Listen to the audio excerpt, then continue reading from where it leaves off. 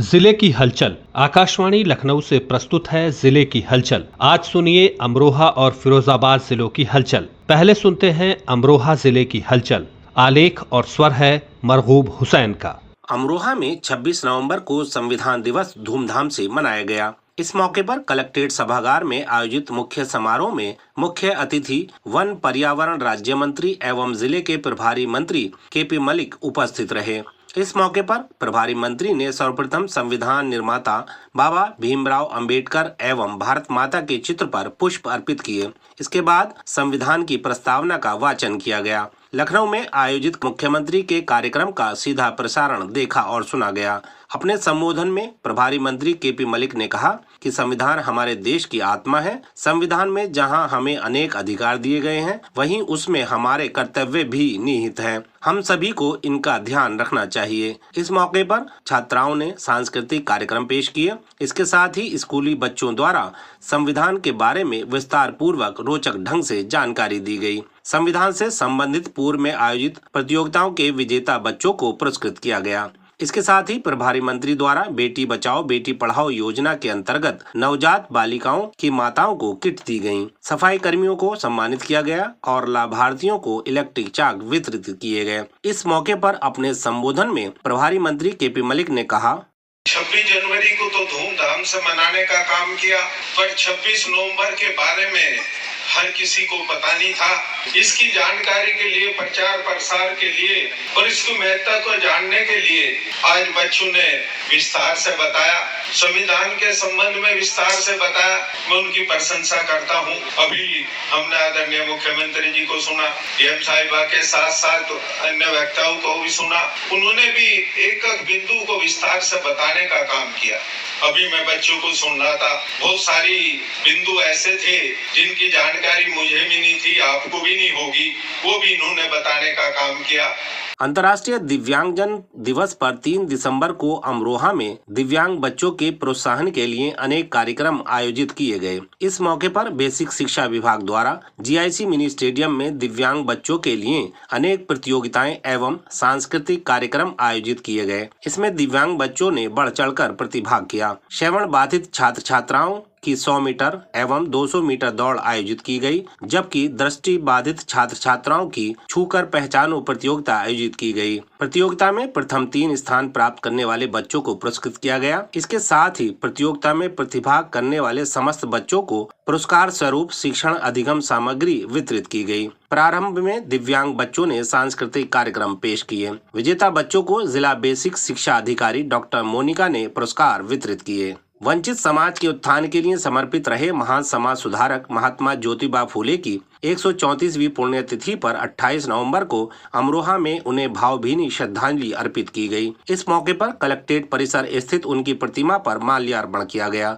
और उनके जीवन आदर्शों पर प्रकाश डालते हुए उन्हें अपनाने पर जोर दिया गया। इसके साथ ही उन्हें भारत रत्न देने और अमरोहा जिले का नाम दोबारा ज्योतिबा फूले नगर रखने की मांग की गई। अमरोहा में 21 नवंबर से पशु गणना अभियान की शुरुआत जिलाधिकारी निधि गुप्ता वत्स ने कलेक्ट्रेट से गणना टीम वाहनों को हरी झंडी दिखाकर रवाना किया। जिले में 10 वर्ष बाद शुरू हो रही गणना के लिए 158 गणनाकर्ता एवं 18 सुपरवाइजर लगाए गए हैं। मुख्य पशु चिकित्सा अधिकारी आभा दत्त ने बताया कि पशु गणना का हाउस होल्ड सर्वे का पूरा ब्यूरो विभागीय ऐप पर दर्ज किया जाएगा। उन्होंने बताया कि पशु गणना अभियान 28 फरवरी 2025 तक चलेगा। अमरोहा के गंगाधाम तिगरी में हर वर्ष लगने वाले ऐतिहासिक राजकीय कार्तिक पूर्णिमा मेले के मुख्य स्नान में 15 नवंबर की भोर से ही श्रद्धालुओं की भीड़ गंगा में स्नान के लिए दौड़ पड़ी। चारों ओर गंगा मैया के जय घोष सुनाई दे रहे थे।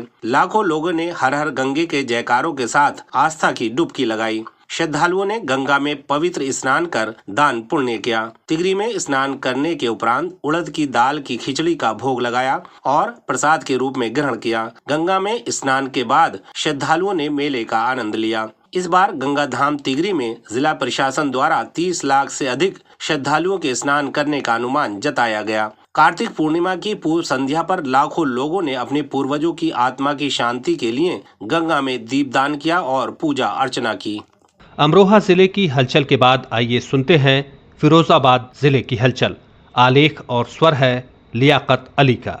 फिरोजाबाद में केंद्र और प्रदेश की भाजपा सरकार द्वारा की जा रही विकास कार्यों का लाभ मिल रहा है। यहाँ के प्रसिद्ध जैन मंदिर से रेलवे स्टेशन रोड तक स्मार्ट रोड बनाया जा चुका है, जबकि थाना रसूलपुर से सदर बाजार रोड को स्मार्ट रोड घोषित करते हुए धन दिया जा चुका है, जहाँ कार्य शुरू हो गया है। इसी क्रम में मोनार्क होटल से सेंटर टॉकीज तक सड़क का कायाकल्प के लिए 1,43,00,000 रुपया खर्च होंगे। मुख्यमंत्री वैश्विक नगरोदय योजना के तहत 500 मीटर लंबी सड़क के कायाकल्प के लिए निगम बोर्ड द्वारा स्वीकृति दे दी गई है। फिरोजाबाद के कांच हस्तशिल्पियों को चित्रकूट धाम जिला बांदा में मौनी बाबा महोत्सव में प्रतिभाग करने का अवसर मिल रहा है। बांदा जिले के टोला कला सिमोनी में 15 से 17 दिसंबर तक आयोजित होने वाले मेले में देश के विभिन्न प्रांतों व महानगरों से कालीन, खादी, ऊनी कपड़ों के अलावा अन्य आइटम बनाने वाले हस्तशिल्पी प्रतिभाग करेंगे, जिसमें फिरोजाबाद कांच हस्तशिल्पी भी अपनी कला को प्रदर्शित कर फिरोजाबाद की पहचान बढ़ाने का काम करेंगे। फिरोजाबाद में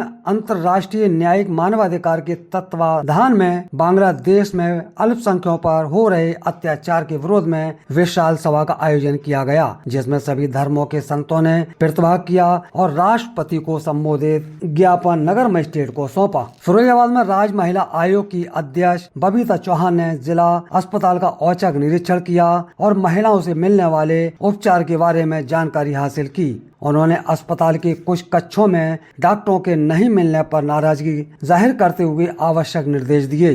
डॉक्टरों की कमी होने पर मांग भेजने के लिए CMS नवीन जैन को निर्देश दिए। उन्होंने महिलाओं से बच्चों के होने वाले टीकाकरण, मिलने वाली दवा, खाना आदि का भी जानकारी हासिल की। अस्पताल में साफ सफाई देख संतुष्ट नजर आए। फिरोजाबाद में सिरसागंज के MD जैन कॉलेज में कक्षा 11 नागरिक शास्त्र विषय के विद्यार्थियों द्वारा अपने अभिनय से भारतीय संसद की कार्यप्रणाली को जीवंत किया। विद्यार्थियों द्वारा भारतीय संसद का निर्माण करके कार्रवाई की गई। संसद का प्रारंभ लोकसभा अध्यक्ष की भूमिका में अंशकार ने किया और प्रधानमंत्री की भूमिका का निर्वहन करते हुए मोनिका ने सभी मंत्री परिषद, विपक्ष एवं अन्य सांसदों के प्रश्नों के उत्तर दिए। इस क्रम में विद्यार्थियों में भारतीय संसद के बारे में विस्तार से ज्ञान को बढ़ावा मिला है। कॉलेज प्रधानाचार्य नीरज जैन तथा अश्वनी कुमार जैन का कहना है कि हम विद्यार्थियों को ऐसा ज्ञान देने का प्रयास करते हैं जिससे वह भारत के इतिहास, संस्कृति, राजनीतिक एवं हर क्षेत्र में नाम रोशन करे। अश्वनी कुमार जैन ने कहा कि विद्यालय में भारतीय संसद का निर्माण कक्षा 11 के विद्यार्थियों ने, नागरिक शास्त्र के विषय के विद्यार्थियों ने किया। भारतीय संसद का निर्माण करा के बच्चों के मध्य भारतीय संसद के विषय में जानकारी प्रदान करने का कार्य किया गया। इसके साथ ही उसका मुख्य उद्देश्य था कि विद्यार्थी जाने कि हमारे भारतीय संसद में कौन रहता है, क्या माननीय प्रधानमंत्री के कार्य हैं, क्या मंत्रिपरिषद के कार्य है, किस प्रकार विभिन्न मुद्दों पर अपनी बात को संसद के माध्यम से रखा जाता है, लोकसभा अध्यक्ष की क्या उसमें भूमिका रहती है। इस प्रकार से इस भारतीय संसद का निर्माण किया गया। फिरोजाबाद में रोडवेज बसों को हाईटेक किए जाने का काम किया जा रहा है। रेलगाड़ियों की तरह उत्तर प्रदेश परिवहन निगम भी यात्रियों को सुविधा के लिए बसों की लोकेशन की जानकारी के लिए शुकावा डिपो की 75 बसों में GPS लगाए जाएंगे। यात्रियों को अपने मोबाइल में सुगम ऐप डाउनलोड करना होगा, जिससे वे बसों की लोकेशन देख सकेंगे और रोडवेज स्टेशन पर बसों के आवागमन की सूचना LED स्क्रीन पर उपलब्ध होगी। इस सुविधा से अब यात्रियों को बसों के इंतजार में समय की बर्बादी नहीं करनी होगी और परेशानी से भी बचाव होगा। यह था आकाशवाणी लखनऊ के क्षेत्रीय समाचार एकांश द्वारा प्रस्तुत जिले की हलचल का आज का अंक।